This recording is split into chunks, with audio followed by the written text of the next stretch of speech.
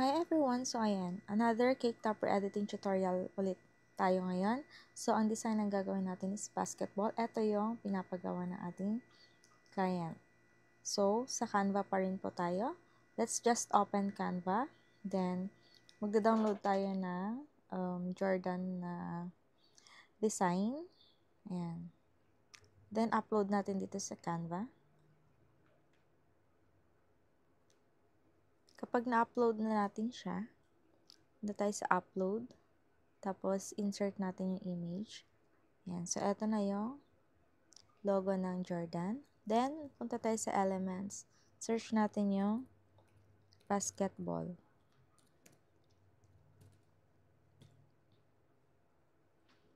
Then, graphics. So, dito marami tayong options.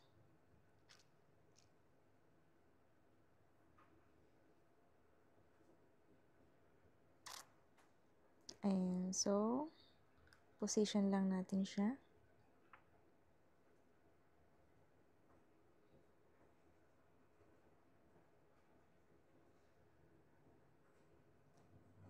Then, send natin siya to back. Tapos, ito, lalagyan natin siya ng kanyang outline. Punta tayo sa edit. Shadows, outline. Then, outline color to white. Adjust yung kanyang yung kanyang thickness.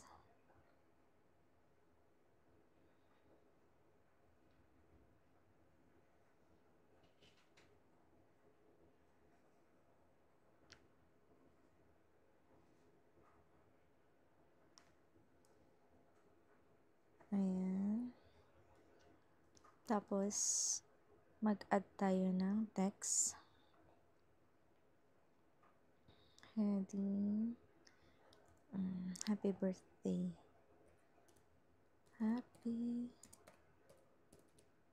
birthday.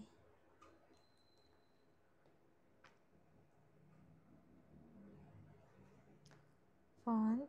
Palitan natin yung font. So, marami tayong pwede pagpilian na font na free dito sa Canva. So,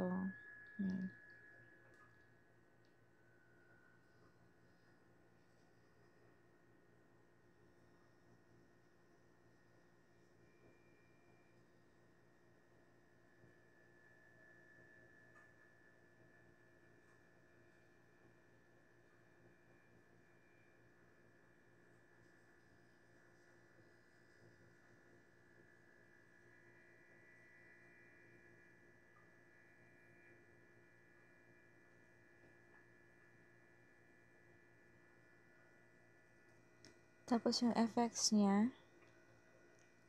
lagyan natin siya ng curve. Ibebend natin siya. Adjust lang natin.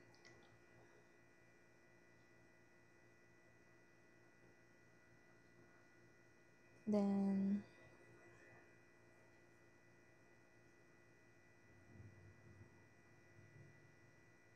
duplicate. Tanggalin natin yung kanyang shape. Then,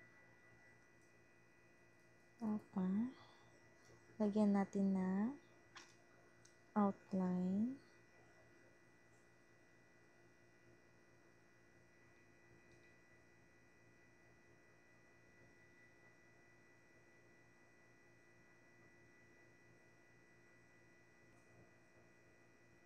Duplicate. Tapos,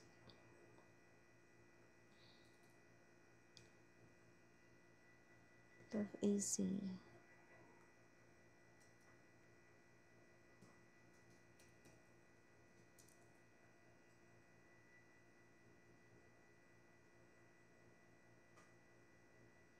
Ayan. Then, mag-insert tayo ng element na round.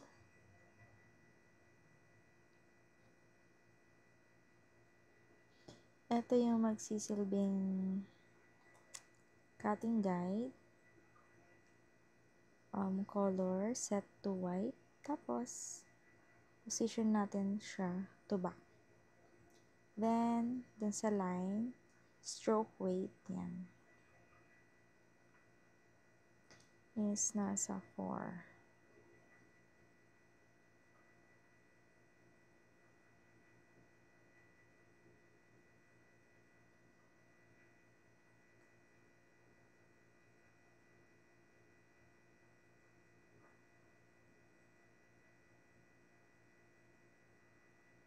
Ayan, so pag okay na, pwede na natin siyang save.